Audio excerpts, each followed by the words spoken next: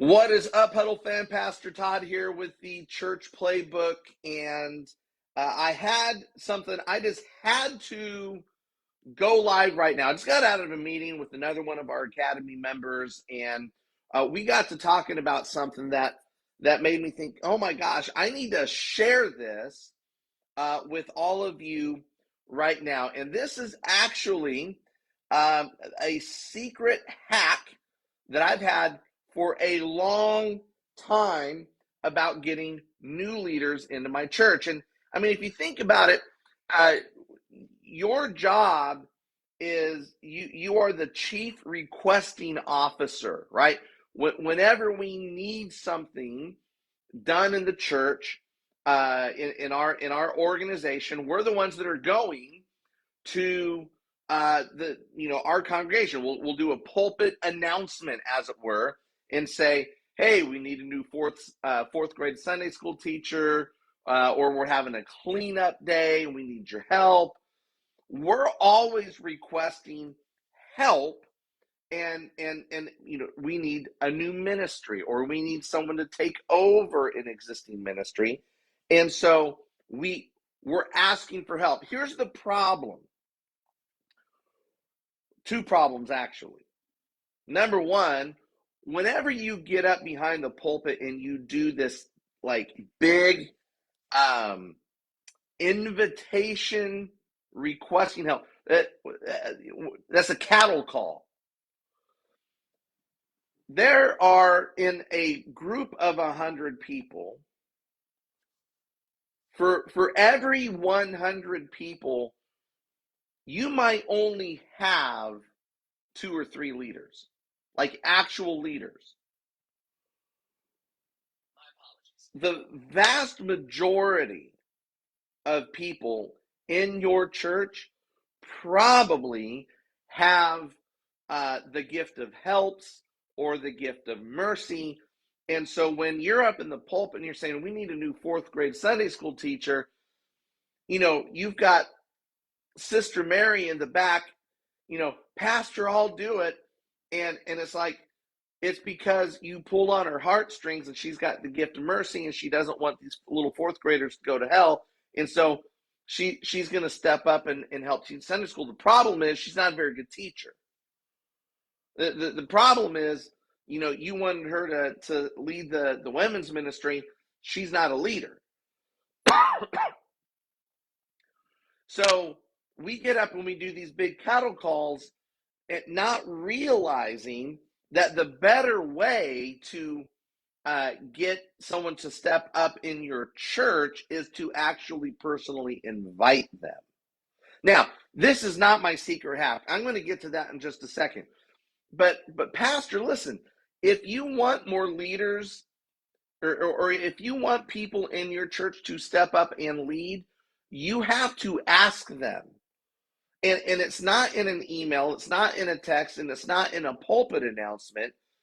It's you've got to get face to face, eyeball to eyeball, explain what it is you need, what it is that's at stake, and why they are the right person to do it. Now, I believe you have to earn the right to have that conversation. And so, I'm looking at people in my church that already own their own business, because those are the people that understand, in order for this thing to survive, they have to do whatever it takes to make it happen. These people you give them responsibility, not tasks. There is a difference between, hey, Mary, can you copy the children's ministry curriculum for this Sunday, versus, hey, Mary, can you lead the children's ministry? One is a responsibility, okay? The other is a task. I'm looking for people that own their own business because they understand responsibility and they're willing to take ownership of a responsibility. Now, like I said, in a random group of 100, you may not have more than 2 or 3 actual leaders. So the question is, if you need more leaders, Where do you get them if not within your church? Well, let me tell you a story. A few years ago in my community, East County, San Diego, the Chamber of Commerce, it was a brilliant marketing ploy. They started something called Santee's Favorites. And so they looked at everybody that was in the Chamber of Commerce and they divided them up into 16 different categories. Um, gyms, salons, insurance agents, churches, right?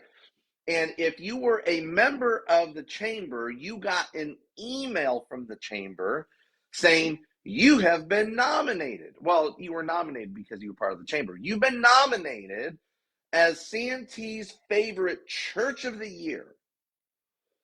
Here is the link to vote. Round one of voting is from Sunday to Saturday. And it was on me to give that link to my church and everybody I knew and say, hey, can you go and vote for us to be Santee's Favorite Church of the Year? Man, that would just be so cool. And look at all the stuff that we do for the community, and here's why we should be voted, blah, blah, blah. Well, they did round one, they did the quarterfinals, they did the semifinals, and then on the night of the award ceremony, you put on your best suit and you went to this location and they announced the winners live.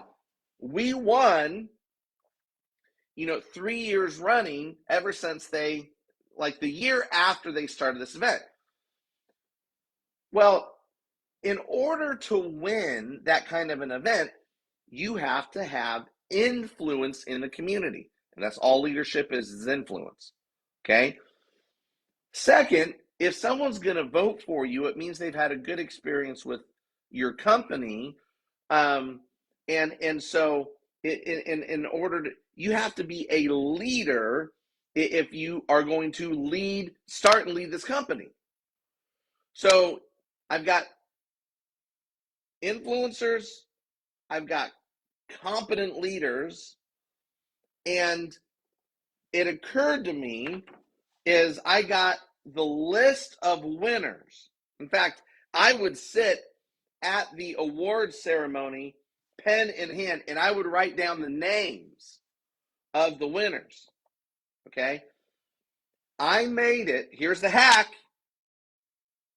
I made it my secret obsession